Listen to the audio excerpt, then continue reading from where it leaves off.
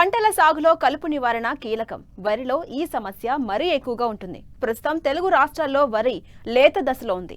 రైతులు సకాలంలో కలుపును నివారించకపోతే పంట దిగుబడితో పాటు పెట్టుబడులు కూడా పెరిగే అవకాశం ఉంది. కాబట్టి రైతులు సత్వరమే కలుపు నివారణకు చర్యలు చేపట్టాలని సూచిస్తున్నారు పశ్చిమ గోదావరి జిల్లా మారుటేరు ప్రాంతీయ వ్యవసాయ పరిశోధన స్థానం శాస్త్రవేత్త డాక్టర్ మానుకొండ శ్రీనివాస్.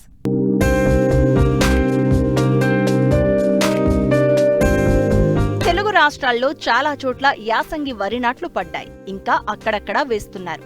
ప్రస్తుతం వరి వివిధ దశలో ఉంది. అయితే నాట్ల తర్వాత ప్రధానంగా వరిలో కనిపించేది కలుపు సమస్య. ముఖ్యంగా ఈ సమస్య ఉభయ గోదావరి జిల్లా డెల్టా ప్రాంతాల్లో అధికంగా ఉంటుంది.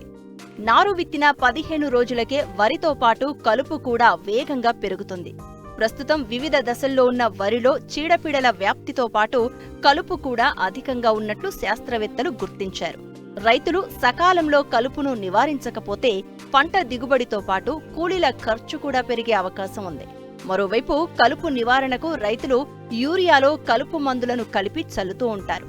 అలా చేస్తే కలుపు మరింత పెరగడంతో పాటు పంట నష్టపోయే ప్రమాదం ఉంది.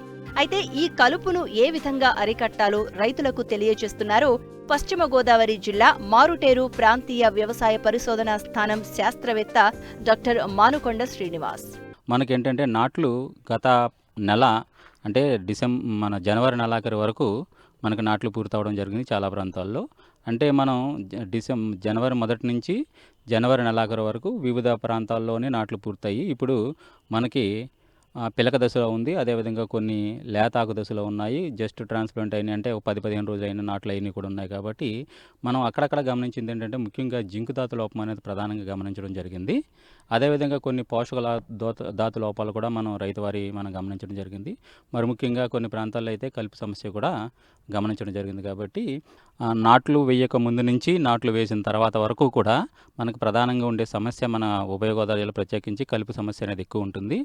అది పంటతో పాటు సమాంతరంగా పెరుగుతూ ఉంటుంది. ముఖ్యంగా ఈ కలుపుకు సంబంధించిన వివిధ రకాలు ఉంటాయి. అంటే గడ్డి జాతి మొక్కలు ఉంటాయి, తొంగ జాతి మొక్కలు ఉంటాయి, అదేవిధంగా వెడల్పాటి కలుపు మొక్కలు ఉంటాయి.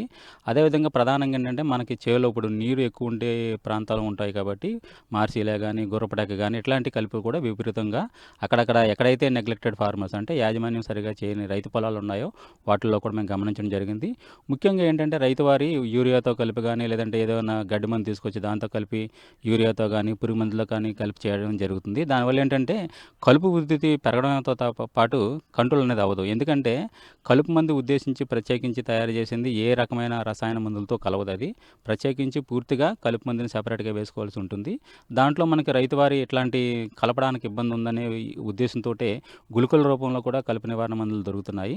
సో సాధ్యమైనంత వరకు ఇసుకలో కలిపి చల్లుకోవడం అనేది ఉత్తమమైన మార్గం. ప్రధానంగా 2 రకాల కలుపు మందులు ఉంటాయి. అంటే ప్రీ ఎమర్జెన్స్ అంటాం. అంటే కలుపు పుట్టక ముందు వేసే మందు ఏదైతే ఉందో దాన్ని ప్రీ ఎమర్జెన్స్ వీడిసైడ్ అంటాం. అదేవిధంగా పోస్ట్ ఎమర్జెన్స్ అంటే కలుపు పుట్టిన తర్వాత 10-15 రోజుల తర్వాత వేసుకోవడానికి అనుకూలంగా ఉండే కలుపు మందులు ఉన్నాయి.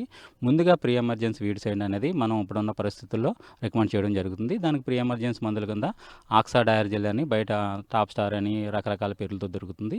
ఇసుకలో కలిపి చేనంత సమాంతరంగా చల్లుకోవాలి. అదే కాకుండా మనకి పైరోసల్ఫర్ అని ఇథైల్ సాతి అనే పేరుతోటి రకరకాల పేర్లతో బయట మార్కెట్లో దొరుకుతుంది. నాట్లు వేసిన వెంటనే కానీ లేదంటే డైరెక్ట్ సీడింగ్ చేసుకున్నట్లంటే డైరెక్ట్ సీడింగ్ పొలాలకి ఈ పైరోసల్ఫర్ ఇథైల్ అనేది చాలా ఎఫెక్టివ్గా పనిచేస్తుంది. దాన్ని కూడా మనం ఏంటంటే ఇసుకలో కలిపి మనం చల్లుకున్నట్లయితే తొలినాల్లో వచ్చే కలుపు ఏదైతే ఉంటుందో అది నివారించడం జరుగుతుంది. అంతేకాకుండా మనకి పోస్ట్ ఎమర్జెన్సీ అంటే నాట్లు వేసుకున్న తర్వాత వారం 10 రోజులు వేసుకోవడానికి అనుకూలంగా ఉండే బెన్సల్ఫిరాన్ మిథాయిల్ ప్లస్ ప్రిట్లాక్లోర్ 2 కాంబినేషన్లో వస్తున్నటువంటి మనం లాండాక్స్ పవర్టీ అని రకరకాల ఆ కాంబినేషన్లో వస్తున్న గుళికల రూపంలో మనకి గడ్డి మందు ఉంది. అది నాట్లు అయినా 5 నుంచి వారం రోజుల లోపల వేసుకోవచ్చు. దానివల్ల ఏంటంటే కలుపు పుట్టకుండా చేస్తుంది. అదేవిధంగా ఏదైనా కలుపు పుట్టుంటే అప్పటికి వాటిని కూడా చాలా సమర్థవంతంగా నివారించగలుగుతుంది. అట్లా కాకుండా ఒకవేళ రైతు సోదరులు ఏదన్నా ఆలస్యమయ్యి యాజమాన్యంలో లేట్ అయిపోయి కనుక జరిగినట్లయితే 10-15 రోజుల తర్వాత వేసుకోవడానికి మనకి పోస్ట్ ఎమర్జెన్సీ వీడిసైడ్స్ ముఖ్యంగా మనకి మార్కెట్లో లభ్యమయ్యే బిస్పైరిబ్యాక్ సోడియం అంటే నామినీ గోల్డ్ అని తారక్ అని అడర్ అని రకరకాల పేర్లతో దొరుకుతుంది. అది కానీ ఆల్మిక్స్ మెట్సల్ఫిరాన్ మిథైల్ ప్లస్ దాని కాంబినేషన్లో వస్తున్న ఆల్మిక్స్ అని ఉంది. అది కానీ రెండిట్లో ఏదో మందిని పిచికారీ చేయడం అనేది ఉత్తమ మార్గం.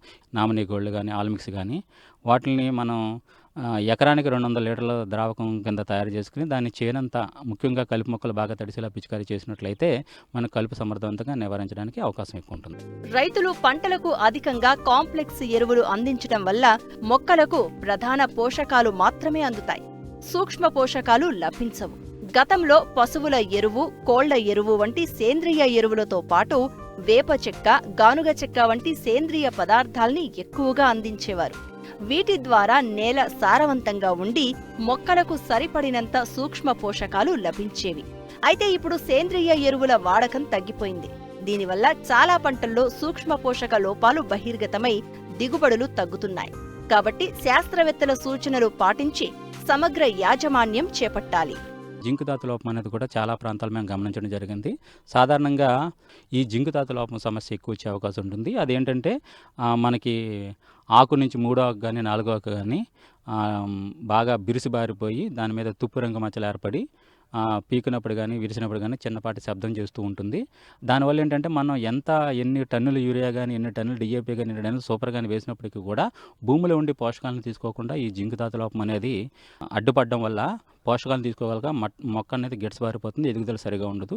అదేవిధంగా చేనంతా పేలిపోయినట్టుగా కనిపిస్తూ ఉంటుంది. ఇట్లాంటి జింకు ధాతు లోపం ఉన్నప్పుడు ఏంటంటే ఇమీడియట్గా జింక్ సల్ఫేట్ 2 గ్రాములు లీటర్ నీటికి కలిపి పిచికారీ చేసుకున్నట్లయితే మనం సమర్థవంతంగా జింక్ ధాతు లోపాన్ని నివారించవచ్చు.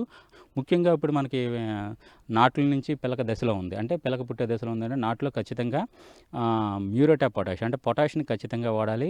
మొక్కకి తెగుళ్ళు పురుగులు రాకుండా ఉండడానికి కావాల్సిన రెసిస్టెన్స్ అనేది ఈ పొటాష్ వేయడం వల్ల లభ్యమవుతుంది. ఏ కాంప్లెక్స్నైనా బేసల్ ఫెర్టిలైజర్ కింద మనం వాడుకోవచ్చు. ఉదాహరణకి చూసుకున్నట్లయితే 14-35, 14 లాంటివి, అంటే అందులో నత్రజని, భాస్వరం, పొటాషియం కూడా ఉంటుంది.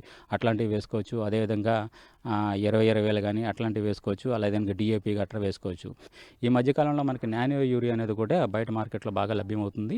నానో యూరియాను కూడా అది మొక్కలో డైరెక్ట్గా పిచికారీ చేయడం వల్ల అది ఆకుల ద్వారా తీసుకుని మొక్కకు కావాల్సిన నత్రజని అందిస్తుంది. కాబట్టి నానో యూరియాను కూడా మనం యూరియా బ్యాగుల రూపంలో లేకుండా పైపాటిగా ఏదైతే మన పిచికారీ ఉంటుందో, ముఖ్యంగా పిలక దశ అదేవిధంగా పొట్ట దశలో ఉందో దానికి మనం యూరియా పిచికారీ చేసుకున్నట్లయితే నానో యూరియాని సమర్థవంతంగా ఎఫెక్టివ్గా మొక్కకు కావాల్సిన పోషకాలను అందించి డెఫినెట్గా మంచి దిగుబడులు వచ్చే అవకాశం ఉంటుంది.